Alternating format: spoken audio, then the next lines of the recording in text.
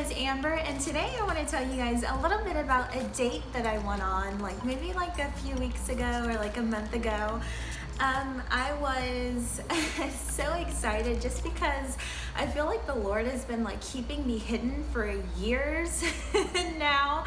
So it was just kind of neat to go on a date with someone.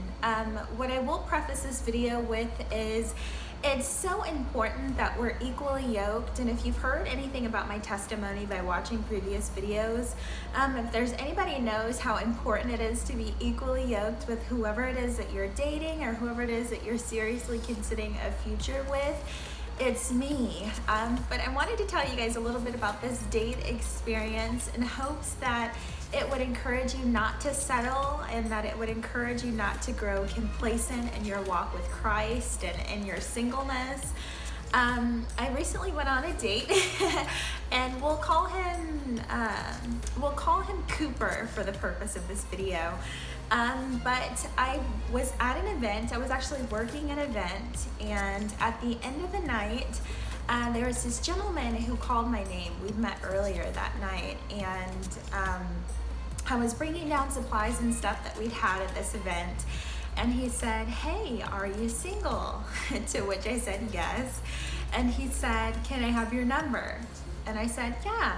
So as I'm typing in my number, I thought, oh man, I should have asked him if he's single.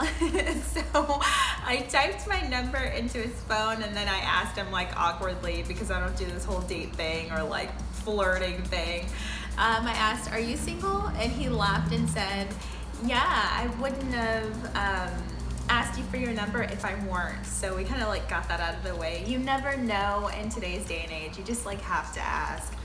So he got my number and my information, and I was just plain excited because I haven't been on a proper date in a really long time, and I've never had anyone that I found myself attracted to ask for my number and be intentional about trying to spend time with me. It's been so long since that's happened. So I was glad to give him my information. And so I think the event happened on a Thursday night, and we ended up going on a date that Sunday. So he gave me two different options. He said, we can go to the movies or we can go play golf. And I chose golf.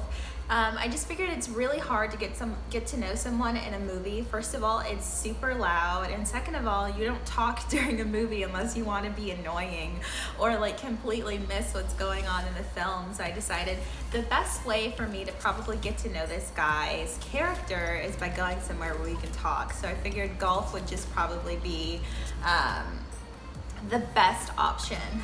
But before I even went on a date or anything like this, I'm always talking to the Lord, you guys. So the night before, I was okay, Lord, my expectations are not that I'm gonna marry this person, nothing crazy like that. What I need for you to do is show me this man's character and whether or not this is for me or not. That was my prayer. And then I said, you know what would be really cool, Lord, if I just got to go to dinner. I was like, Lord, it's been so long. All I want to do is get to know this guy's character, and I would just love to go to dinner with someone that I find attractive. That's all I want, Lord. I don't want anything else from you. So we went to play golf, and immediately I began to see his character. I learned right off that cursing is a part of his vernacular. It's how he talks. And it's not that he was dropping crazy F-bombs or anything like that, but it was just like anything else. Cursing was just a part of his normal vocabulary, which was an instant turn off for me. But I decided that I was not gonna be judgmental. Everybody's in a different place. So I just kind of brushed it off. We kept going on through the date, just kind of picking his brain. What I will say is that Cooper is I would consider him to be an impressive young man. At the age that he's at, buying a house, eventually probably gonna sign off into a multi-million-dollar contract with the sporting organization that he works for. I would consider him to be an impressive young man. But I wasn't sure if he was just used to taking out young ladies who had never like really had anything or never really experienced anything. And I noticed right off the bat that he liked to talk about himself. And he would ask me a question about myself, and then he'd proceed to talk about himself. So I was a little confused and a little peeved by that. I'm like, don't ask me a question and then start talking about yourself. So I found that he was a little bit vain, and he really embellished stories about the organization that he works for and how much he's always loved the sport and all of these other things. And that's really like admirable, I guess, to find that someone's really passionate about what it is that they do. And I think that he was looking for me just to be impressed, and it was just like, okay, that's your profession, like what about you? And that's another thing I had to remind myself. It's like, Amber, do you like him because of what he does, or do you like him because of the person that he is? And I feel like he didn't really separate the two. What he does is kind of like who he is to him, which was kind of like, well, I'm here to get to know you. It's great to like hear this backstory about what it is that you do professionally and all this other stuff, but what about you as a person? So while we were riding around, I really stink at golf, by the way. Like, I've never been to like a driving range or anything. Both of us are pretty bad at it. So after about like the second hole, which isn't a lot, but it was a lot of swings. After like the second hole, we ended up just like riding around the golf course and talking to each other. And we play this game called This or That. It's kind of like choosing between one thing or the other, and you can kind of like get to know someone. So it's silly stuff like winter or summer, or it's like dessert or, not dessert, but like cake or cookies or just little things like that. And then you select the one that you want, and you can like expound on it if you want to. And one of his questions was sleeping alone or cuddling. And you guys, like, I died when I heard his answer. So I told him cuddling. Granted, y'all, I'm like, I am so like old school and so for like holiness and like keeping everything hardcore, like 100% pure, because I know that I'm an extremely affectionate person, and I don't want to set myself up for the okie doke. So I'm probably not going to be cuddling with you in a bed somewhere if we're courting or just dating. I'm probably not going to put myself in situations where it's just me and whoever it is that I'm courting with, because I don't want to be taken advantage of. I don't want to take advantage of anybody else. I just think it's so important in any dating or courting relationship that you know yourself and you set boundaries. So even though my answer was cuddling, I was just being honest. I wanted to make sure that he knew that I was an affectionate person. And his answer was sleeping alone. And he expounded on it and said, well, cuddling sometimes. He said, I just hate when somebody's trying to like cuddle all up on you and you just want them to go home. You guys, I died laughing. Not only did I think, okay, this is a cad, like this guy sleeps around, I could not stop laughing. And then when I finally stopped laughing, I said, is that a situation that you find yourself in often? And he said, I used to. After that, I was done. So this is this is all the character that God is like showing me of this guy that I'm on a date with. And you guys, I don't want to give the impression at all that he was like this big time sleaze or anything like that. I think by the world's standard, he was a gentleman. He held doors. He bought whatever it is that we were doing.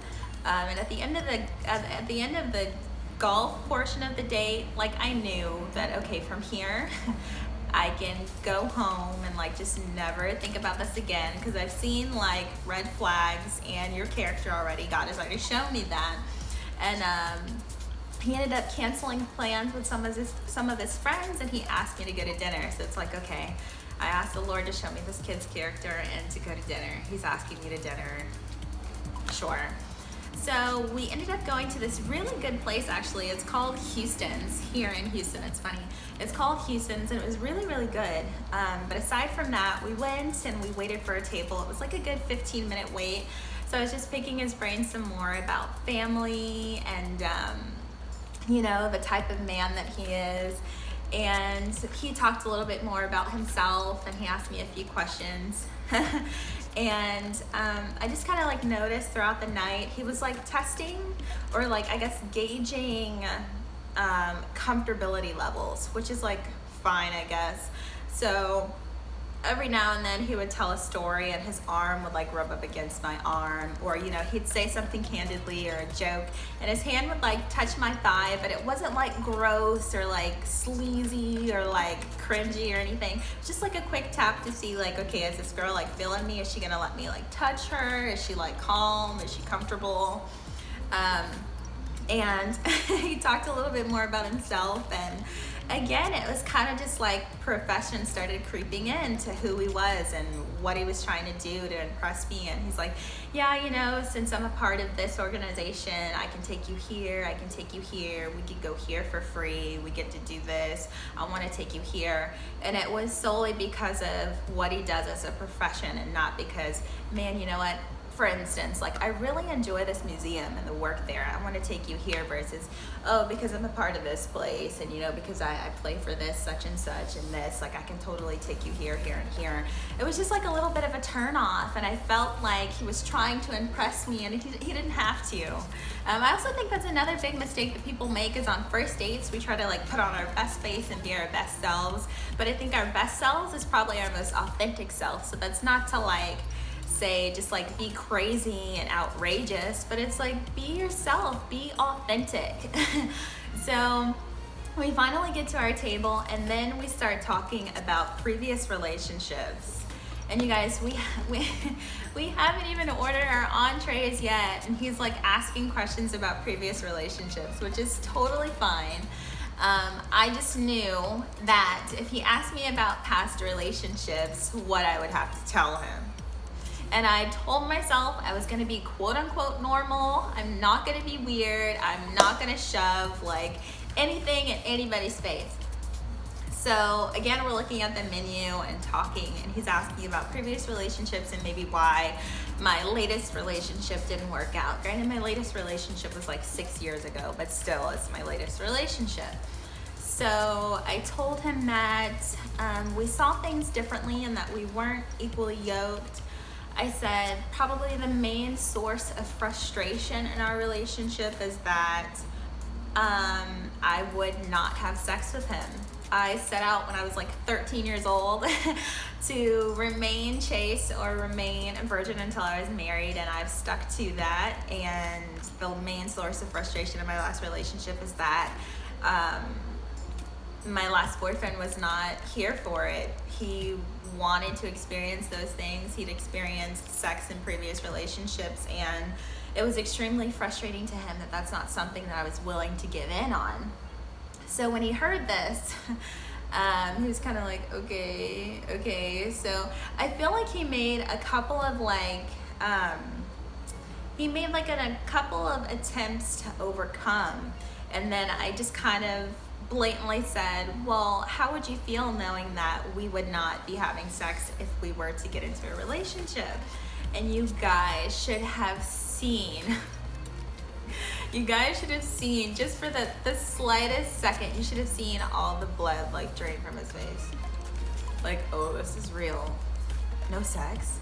Like, just to see it like click for a split second before he could recover, he more or less said, well, I consider myself to be an extremely sexual person, or I consider myself to be a sexual person, and I don't think that I could be in a relationship that, you know, where I can't have sex. So, I mean, everybody's vantage point is different. Everyone's preferences are different. So I don't respect it, but I understand it. Or I guess I just understand being sexually active in all of your relationships, and then to be given the opportunity to get into a relationship with someone you're attracted to and you can't do what you're used to. It's like, what? But yeah, I just expressed to him again how I would never get in an unequally yoked relationship because I've experienced before. And even when maybe he tried to overcome it and like, oh, it's not a big deal, I literally broke it down and I said, if sex is truly what you want, if we were to get into a relationship, it doesn't matter, you know, what we're doing.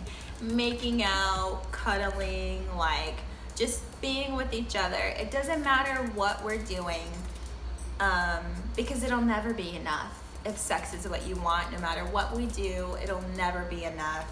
And I would never be able to give myself to you that way if we weren't married. And when you kind of lay it out, it's just like, okay, like, cool. So, it was like this little bit of an awkwardness. It was a little bit of awkwardness. And you guys, this entire conversation happened before our entrees even hit the table. So when our food finally got to the table, we just like quickly recovered, talking like friends, talking about fluffy stuff like the weather and what we'll be doing later on and whatever else. So at this point, I'm kind of ready to go. He's kind of ready to go. Also, you guys, I'll mention that Cooper is a pastor's kid. Like, just because someone is the child of a pastor means absolutely nothing. Just thought I'd add that in there.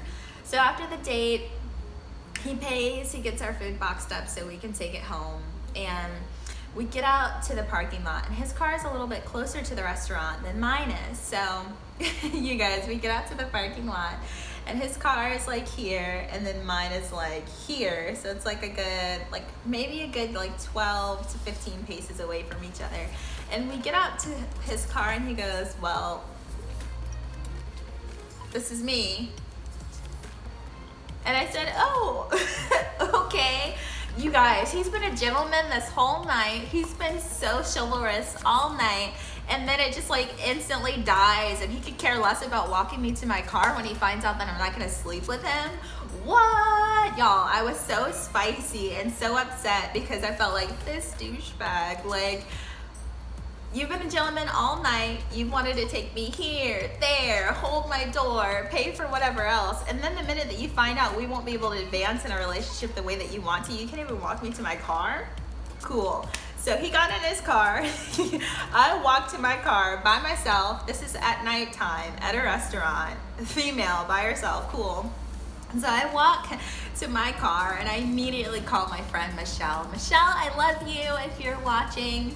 I miss you so much. But I call Michelle and literally like break down this date and this time that we spent together. And I like laugh all the way home. And after I get off the phone with Michelle, he like sends this text message, and I almost felt like it was dismissing me, where he said, oh my gosh, Amber, you're so beautiful and you have like such good vibes. I know that you're gonna find the right guy.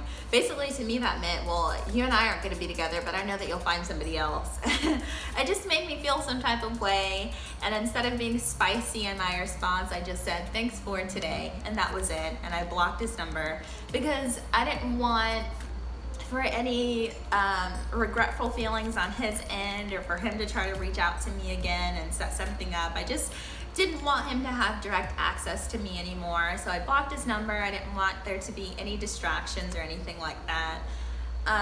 But the date was exactly what I asked God for. I asked God to like show me exactly his true character, and just to go out to dinner with someone I was attracted to, and I got just that.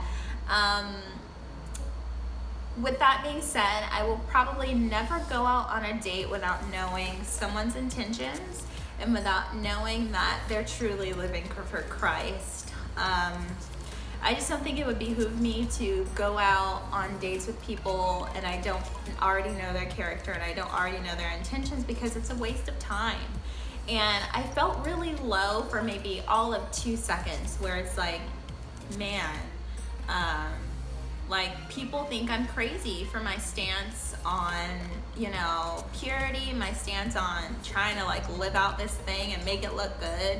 I'm not saying that I'm perfect, and Lord knows that I'm only in this physical state that I'm in because the Holy Spirit kept me, but for a split second to feel like I'm crazy for not, you know, giving in, or even just thinking about how easy it would be to unblock his number, call him back and tell him, you know, maybe I jumped the gun on just some of the assumptions that I made about you and how maybe we should try again, or maybe we can go out on another date, or, you know, maybe we can go get coffee. Or it's just so easy to slip and slide into someone's iMessage. I mean, you can finesse. And it's just like, you know, you can easily get married to some pro whatever who's making X amount of money and live this cushy life and be like miserable. So I just told the Lord that, you know what, Lord, maybe this is, I don't even think it's me being dramatic. It's just me knowing my worth. I am a prize, honey. I'm a prize. We are all prizes.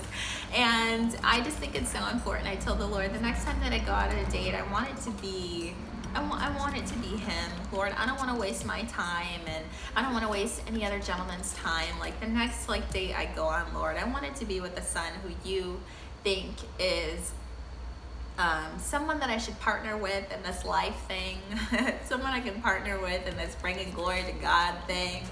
It's so important. So that was my date night story. I just think that all that glitters isn't gold, and I know that Cooper is going to find just like this bomb looking girl who's probably going to do whatever it is that he asks her to do. And I had to decide within myself that that girl is not going to be me. So I just want to encourage you guys not to settle. When I tell you it's so easy, it is so easy to settle for any old body and to be impressed just by anybody. So it's important not to be impressed by status or money or just at the prospect of being on somebody's arm. I probably won't waste my time like that again, and I don't want you guys to waste your time either. So give this video a thumbs up if you want to hear more like story time videos or just experiences that I have. And then maybe leave down in the comments below a date that you've recently gone on, whether it's been good and it's been a great start to your courtship, or maybe it didn't go so well, and what you learned. And then also I want to point you guys in the direction of my social media. I'm always on my Instagram story. I have a couple of websites. AmberDAvery.com has like a bunch of fun fashion and stuff on it.